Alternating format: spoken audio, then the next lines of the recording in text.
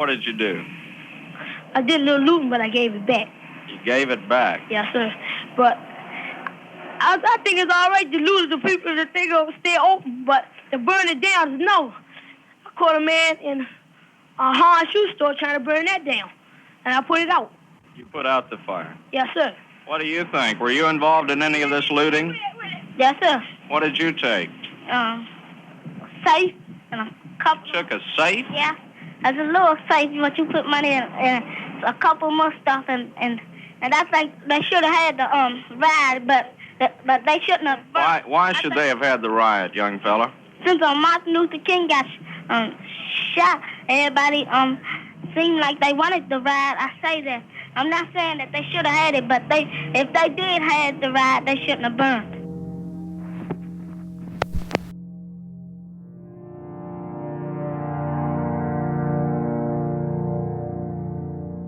The burning of Washington City in 1814 by the British felt to many like the end of an era, the beginning of a new one. That sense of unease motivated our national anthem, the Star-Spangled Banner. After fleeing Washington and seeing American troops then beat back the British in Baltimore, Francis Scott Key felt the triumph of the dawn's early light. 154 years later, D.C. burned again. In the middle of it all, people tried to step back and think about what it meant for this country, this democracy. They tried to find meaning in the chaos of those spring nights. There were big, serious news specials and lofty speeches in the halls of the Capitol. But the recollections that interest me most come from a group of children at the heart of the riots. In the Cardozo district, primary and junior high school teachers started asking their students what they thought and documenting their replies. Here's an interesting comment from another fifth grader who was talking about Martin Luther King. His dream wasn't like most dreams. It wasn't just him in the dream. He wanted everybody in his dreams. He wanted to take us to the promised land with him. Now he has left for the promised land, and we have to follow. Kids as young as 6 and 7 responded to prompts from the teachers about what they had witnessed in the streets, through drawings, poetry, through essays. Reporters from ABC were so captivated by this experiment that they came to see it. Yes, when we asked children the saddest thing that they saw, one child in the first grade responded that he was very sad when he saw 3 Negro boys beat up a white man and stab him. And then we asked also, what was the happiest thing that you saw? And children said, people helping each other, giving them food and things of this type. The drawings are vivid and incredibly raw. There's one drawing of a grocery store, a Safeway, where people are lined up outside carrying food away. One woman has a speech bubble that says, "I got a lot of meat." A guy answers her and says, "Let's get more meat." Across the street, there's a police car with its own speech bubble. "I will shoot tear gas." I really think the children did a better job with the drawing of pictures because of the area where these children live. Many of them could see the flames coming from their houses, or they lived nearby where things were burning. There are drawings of the first rocks being thrown at the People's Drugstore, images of soldiers, crayon pictures of fires. There are sketches of the Soul Brothers signs that people put in their windows, like lamb's blood marking homes during Passover. One of the most haunting pictures is a pen drawing of the G.C. Murphy store on 14th and Irving. It shows the store burned and collapsing. There's a body inside, trapped under the rubble. The newspapers say that 2 teenage black boys died there in the fire. One was never identified. There's a Bed Bath & Beyond there now.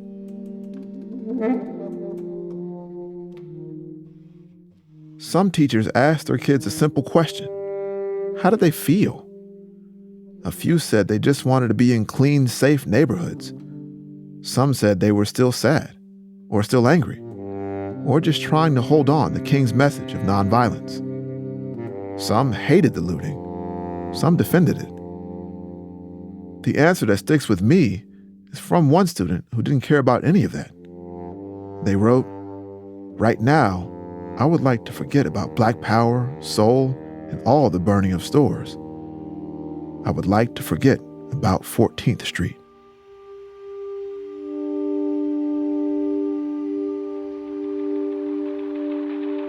Late last night, Washington's Deputy Mayor Thomas Fletcher said that the city was so quiet that it's eerie like a science fiction movie. This morning, too, is quiet, sunny, cool, the jonquils blooming, a fresh breeze scattering the blossoms of cherry and mock orange and dogwood. But unlike other crisp spring mornings, soldiers are walking post up and down the avenues and streets. Walking in pairs along F, one walks alone at the intersection of 14th and Pennsylvania Avenue. But there are 24 soldiers. In Black D.C., April 7th felt like a time for forgetting, just for a moment. People were cleaning up shops and homes, sweeping glass and bricks and charred wood from the streets. Church bells rang as people walked to services to lay down their branches for Palm Sunday. Normally, this would be a special day for church-going, Palm Sunday. Today, there is another reason, a national day of mourning for Martin Luther King. But instead Some of the shoes that crunched on sidewalks were nicer than usual. There were brand new stockings with no runs, dresses and sweaters that fit with no patches. If you squinted and ignored the soldiers, maybe you could believe this was just like any other holiday. But in pretty much every church in America that Sunday, the sermons were a little different. Heavenly Father, be mindful of the soul of Dr. Martin Luther King, who sacrificed his life for the sanctification of thy holy name. Martin Luther King's death deprives America of one of its outstanding spiritual leaders. Are we satisfied to pass all the poverty as we go along our Palm March, or do we want to march down the road of prosperity for all men? They thought that they could kill our movement by killing you, Martin. But Martin, I want you to know that black people loved you. In Atlanta, at West Hunter Street Baptist Church, Reverend Ralph David Abernathy gave a sermon directly addressed to his old friend. But it was also aimed at what was going on in places like D.C. He tried to reconcile what had happened on the streets with the nonviolent philosophy he still believed in. It may seem that they are denying our nonviolence, but they are acting out their frustration. Poor people have had a hard time during these difficult days.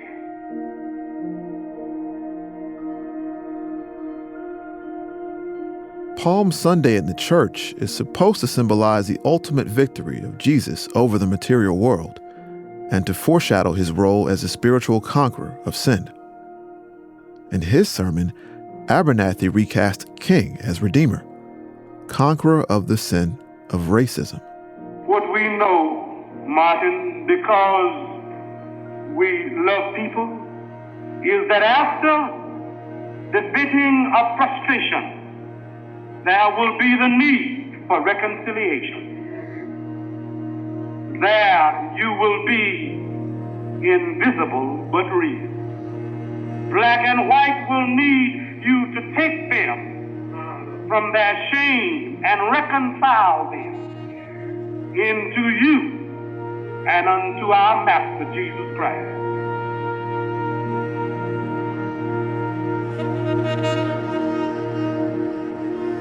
If there would be any reconciliation in D.C., its time was due.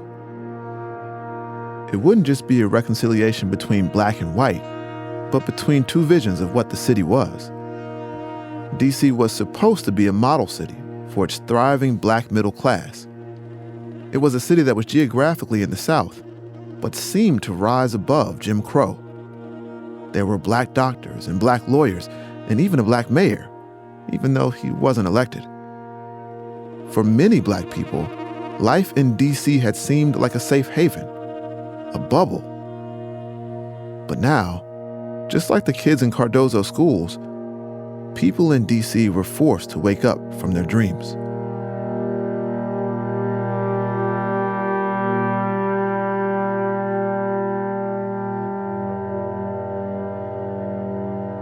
Part 6. Kingdom.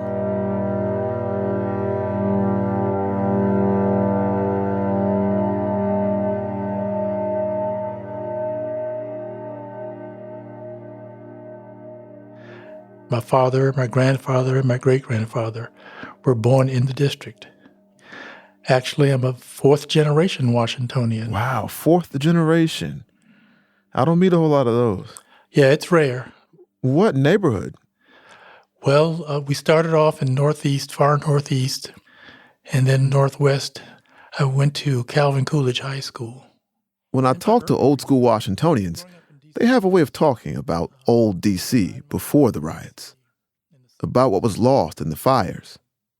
Roland Smith was born in D.C., and his family roots there go way back. Family legend has it that they moved to the city from a plantation in Northern Virginia, but nobody really knows. The point is, Roland is D.C. I think about D.C. back then as a sleepy southern town. He's got classic memories of just riding around D.C. on his bike as a kid. It's never been a really big city, but it felt smaller then. There were no blocks dedicated to lobbyist offices, fewer condos, less traffic. Outside of government buildings, most of the town was residential. Roland was born in one of the first public housing developments for Black people in all of Washington. And that was at a public housing unit, Langston Terrace dwellings in northeast D.C., right on Benning Road. Roland's family was built on a foundation of civil service that was really only possible in D.C. His grandfather was a messenger on Capitol Hill, who also tended bar sometimes for Hill staff. Roland's mother was a government secretary. His father served in World War II, and as a disabled veteran, worked 3 jobs to save up enough money to buy a house. It was a big deal in our family because most of our family rented their houses or rented their apartments. They didn't own. For the family, it was a step up into a life they'd always dreamed of. The house became a way station for family members from all different sorts of situations. It was a kind of pathway that lots of Black families with deep roots wanted to follow. Tequina Boston's family was one of those. My mother grew up in Southwest, which they refer to as Old Southwest. That was a neighborhood where people were in and out of each other's houses. Your door was kept unlocked. Like Roland, Tequina also grew up in Northeast, in apartments in Brentwood. Her family didn't really have money. Her dad drove trash trucks. But still, her parents had plans for their kids. Tequina's mom took her and her younger sister to go get library cards as soon as they could read. They learned nursery rhymes. They read The Wizard of Oz. My dad brought home some Encyclopedia Britannicas that were going to be discarded. They all had the front covers taken off. But he brought them home for me to have a set of encyclopedias. Tequina's family didn't live too far from the H Street corridor, where Vanessa Lawson and her brother Vincent were born. The area where they started their first hustles raking leaves and carrying groceries. Oh my God, it was wonderful. You know, I wish I could have raised my kids or my grandkids that could have been raised in a neighborhood like I was in. Everybody knew everybody's name. Everybody knew everybody's business. Everybody watched each other's kids. Vanessa can remember the details like it was yesterday. Before her parents split, they lived off H Street. They were behind the strip of Black businesses and shops. There were neat rows of bread box houses with green lawns. Everybody went and worshiped together on Sundays in a church right on the block. They had a basket full of musical instruments, and you could grab what you wanted when you came into church. And you knew, though, when you went in there, that what was expected of you, okay? So no horse playing and none of that kind of stuff. And I got to say, everybody respected that little church. You are painting such an amazing picture of life. I feel like I can put it all in my head right now. I feel like I'm there. I get chills talking to you every time I do. It's just so surreal, you know? It was a good place, a good time in my life. Vanessa's parents came up from rural Virginia before she was born. They left behind a state where poll taxes were still used to keep black folks from voting. They were drawn towards a city where black theaters played black movies on U Street, where families like Roland Smith's could own houses in neighborhoods full of other black homeowners, where maybe, just maybe, they could have the lives America promised its citizens. They were part of a wave of black people that also included the parents of Theophis Brooks. His folks arrived in D.C. from North Carolina before he was born. My mother's from Goldsboro. And my father's from Hereford. Yeah, I'm from North Carolina. Oh, so, yeah. Yeah. I got a lot of my cousins down there. For Theophis, North Carolina might as well have been a world away. He lived in Cardozo, the black enclave within the black metropolis. What was the city like back then? Oh, man, it was great. Everybody had respectful families. You could almost leave your doors open because your neighbors could knock on the door and come on in. You know, a lot of kids ate breakfast and dinner over my house. I went over their house. We respect everybody's parents. So the 60s, to me, was the best time because in D.C., we didn't have any racial problems. Never heard anybody call me a nigger because you didn't have it in D.C. It was all black folks. It was mostly black. With Theophis, it's the same story as Roland and Tequina and Vanessa. It's like they're describing a black fairy tale.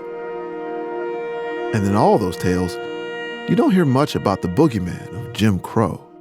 We living in D.C., and we had all the rights. I mean, we didn't think about being treated nasty because, when you're in this environment, you don't think about that. And I'm 73, and I'm in D.C. all my life. I never experienced racism in D.C.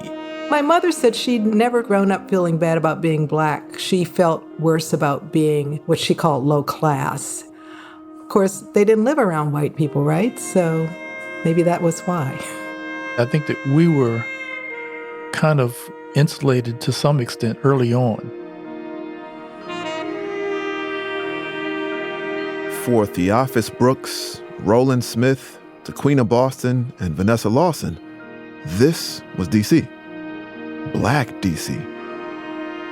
It's what so many parents and grandparents had come to the city for, what people were still taking trains and buses to the city for, a safe haven.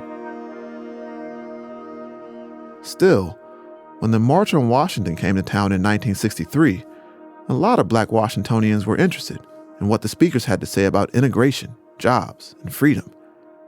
Roland Smith was a teenager then. He wanted to go, but his mother was afraid there would be violence. He snuck out anyways.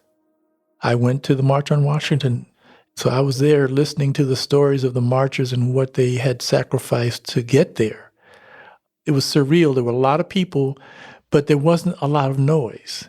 There was a reverence about the whole process, it seems to me. There was some singing, and I just remember that this was something special, but I didn't fully understand the implications.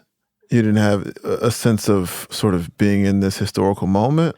Yeah, I think I did. I felt that more as we saw the news, kind of post-March and how it was treated. And I was thinking, I was just glad I was there. It was hot, though. It was hot Washington summer day. When did your mother find out you had gone? When I got home. Later that evening. About 10% of the marchers in '63 were native Washingtonians like Roland.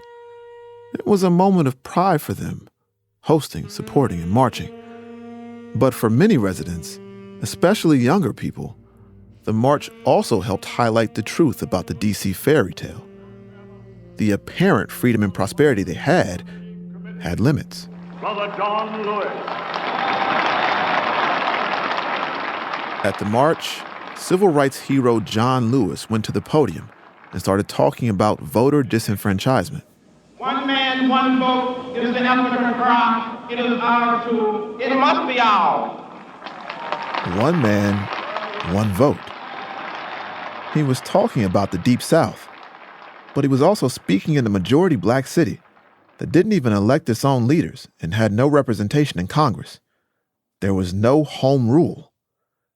D.C. was controlled by a committee in the House that was full of segregationists. Washingtonians had just barely gotten the right to vote for president. For Rowland and some others like him, the contradiction was glaring.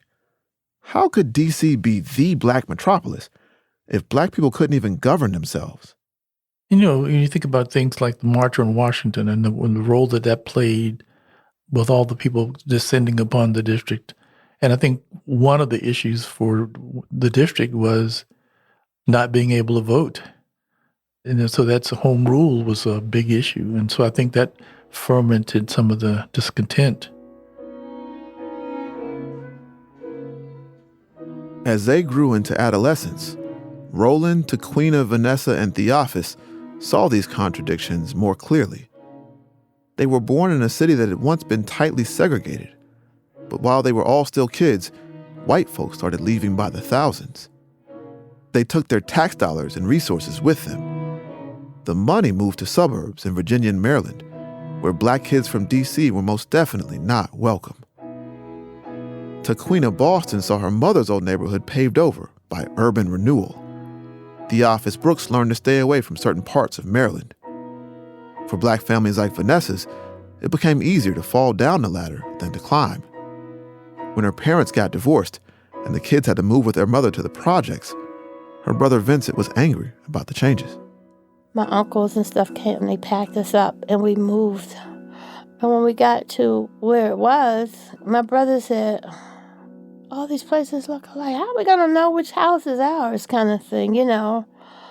And he was the smart one. And I think when we got over there and moved in, once he started learning the reality of this move, and our new residences and projects, you know, the family decline, it's like he blamed that on my dad. So he was mad at him for most of the time after that.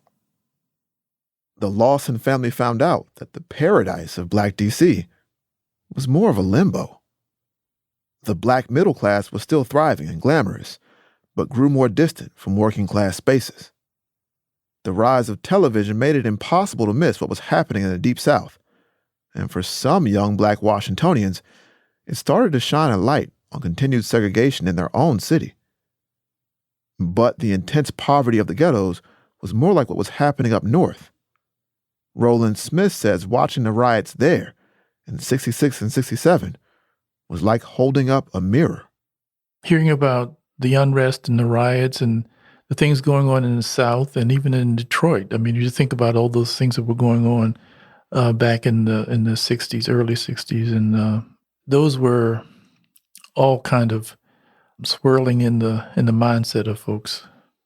What'd your family think about those? I had a big argument over the last weekend with some people who were sort of more don't rock the boat versus people who were behind. Oh yeah. We had that. I mean, there was a lot of that, and I think that the divide actually started to break along generational lines.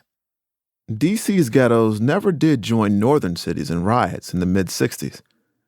It's possible that the old mystique of the black middle class and the magic of the fairy tale kept the city in place, kept hope in place, even in the teeth of poverty.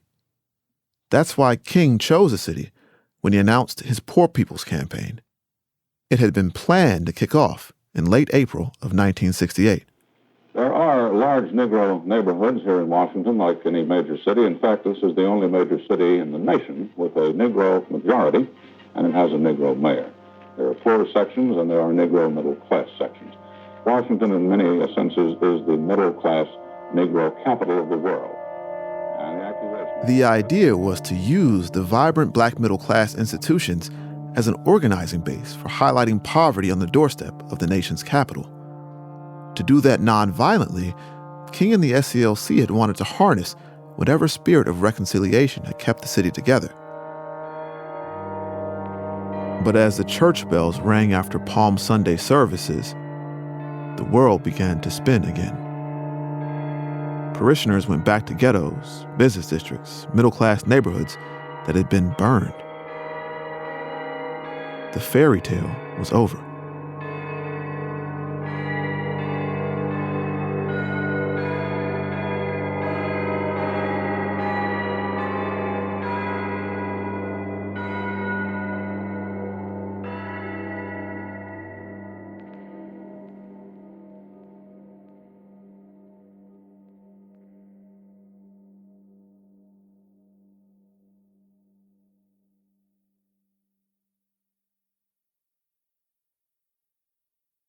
Just after the assassination, John Burroughs Smith had been crushed. He and other leaders of the Memphis Invaders had tried to bring Black Power organizing to the sanitation workers' strike. They clashed with the establishment civil rights leaders. But after he and his co-leader, Charles Cabbage, met with King in his motel room, they walked away thinking that Martin Luther King had taken them seriously. John believed it was the beginning of something special. When we left the room, Charles and I was feeling really great, man. We had just become a part of the coalition of the number one Black leader in the country. You know, that to me was as good as it gets. And when we get home and the announcement that he's been assassinated, I mean, it's like everything's it's falling apart. The Invaders' last interaction with the Southern Christian Leadership Conference had been back at the demonstration on March 28th, which turned into a riot. King had called the meeting partly to get the Invaders under his chain of command, and he let the media know that he would be working with them.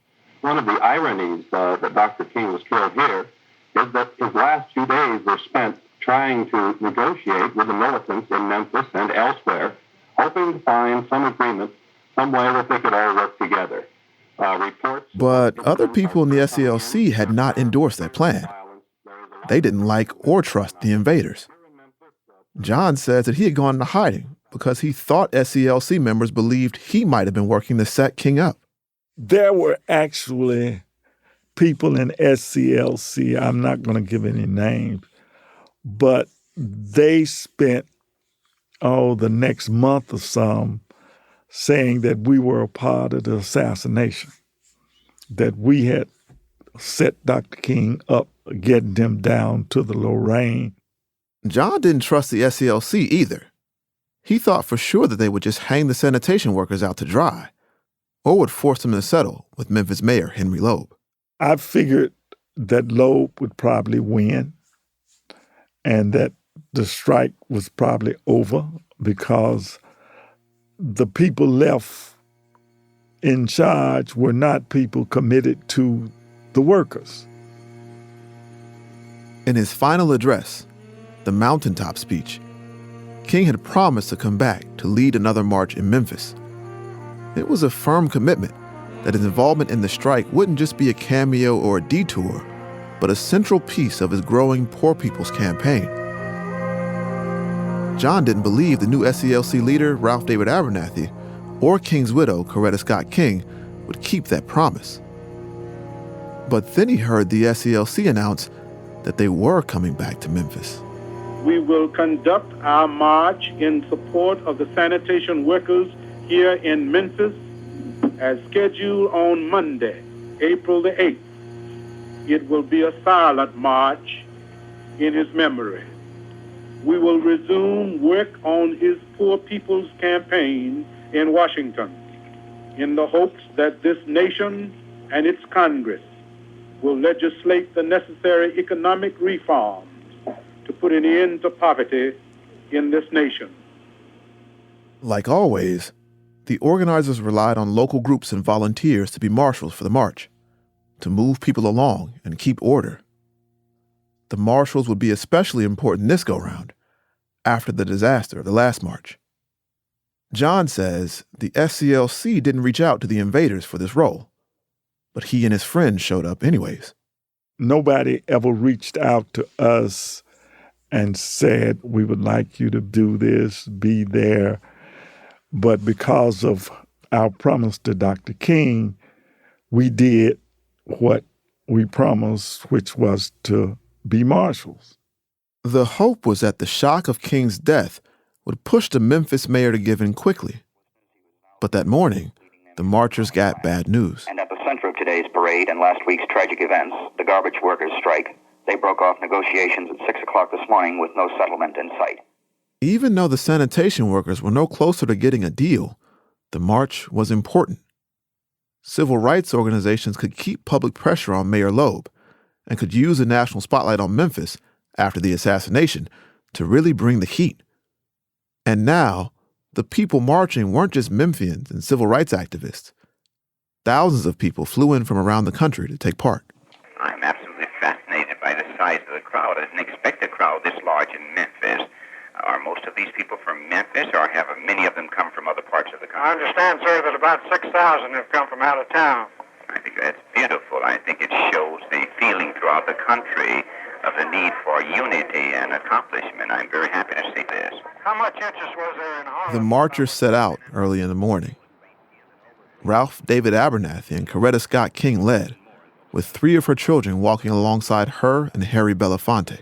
It's a gray, overcast day here in Memphis as thousands of the city's Negroes gather to march in the interrupted sanitation men's demonstration. At the head of the line with Mrs. Martin Luther King will be Reverend Ralph Abernathy, Dr. King's successor. Between the two, there'll be an empty space symbolizing the absence of Dr. King. March officials estimate as many as 40,000. They wore sharp suits and dresses and hats and overcoats in the cold rain. They moved quietly down the street. No chants or slogans or singing. The march was supposed to be a rejection of the riots gripping over 100 cities. It was also supposed to be a repudiation of the last march in Memphis, where John's group had played a role in the chaos. But here he was, serving as a marshal, guiding the march and keeping it together. So we did what we could to keep the march moving and orderly and that kind of thing. But so you felt like you were upholding the promise? Yes. Did anybody look at you sideways for showing up? No. I think most people understood. And they were, the invaders were supported very well in Memphis. Young people felt very heroic in terms of the invaders. Journalists followed the entire march, pulling aside people and asking them questions with somewhat obvious answers. Did it have any personal meaning to you anymore? Did it have personal feeling to me? Sure. Always have a personal feeling because I am a Negro. And this is something maybe you don't understand by being white. Watching the footage of the march, there aren't really a whole lot of white participants. But the black people who showed up didn't care. This march was for them, by them. Were you disappointed at the fact that the turnout of the white community was relatively small? I didn't see too many whites marching. Today, no, not really. No, I wasn't disappointed at all. Because that's something that here in Memphis, it's not a disappointment to us. You didn't expect it? I guess not. The march stopped in front of the pavilion by City Hall. Then the leaders got up to speak. Ralph David Abernathy was the new leader and face of the SCLC, but he wasn't the main draw this Monday morning. I was impelled to come. Coretta Scott King had actually been criticized for deciding to come to the march, for deciding to be in the movement instead of publicly grieving and caring for her children. 3 of our 4 children are here today, and they came because they wanted to come too.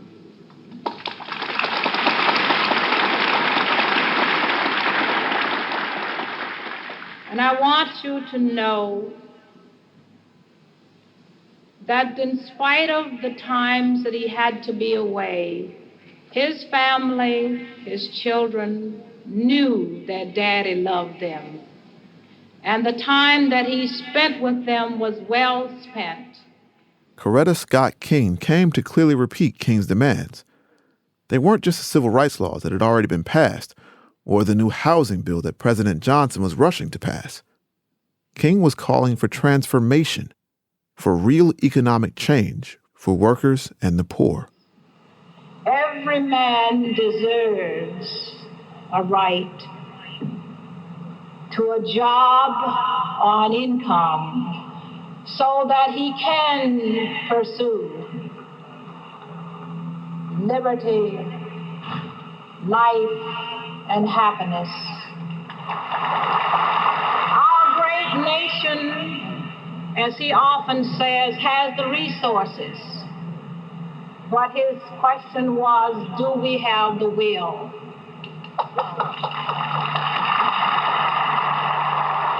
Just like Abernathy did on Palm Sunday, Coretta Scott King tied her husband's life, death, and legacy to the celebration of Holy Week.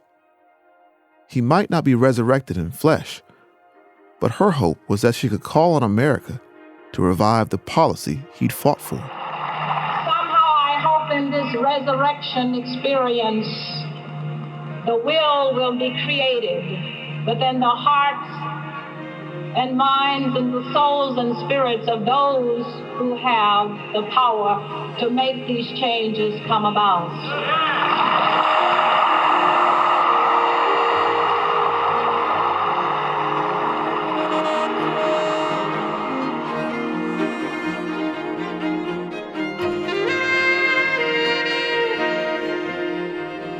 The march ended without any drama.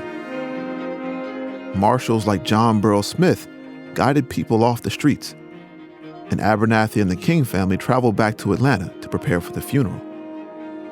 Riots in many cities still blazed, and even in Memphis there were new clashes with police that night. But it all felt like one phase of grief had transitioned to another. It was time to reckon with how the assassination and the riots had changed Black America. How they had changed all of America. John was left wondering what might have been. Had he been able to do what he was planning to do, we would be looking at a different America. To John, that new America would have been achieved by bridging the gap between nonviolence and self-defense, between the old guard and the militants. Perhaps in the silent march, as invaders walked in their military jackets beside the SCLC in their suits, he saw a glimmer of it. Black Power would have been able to show that we could work with Dr. King, we could work with nonviolence, and we could actually be nonviolent, but we were definitely not going to be submissive and passive.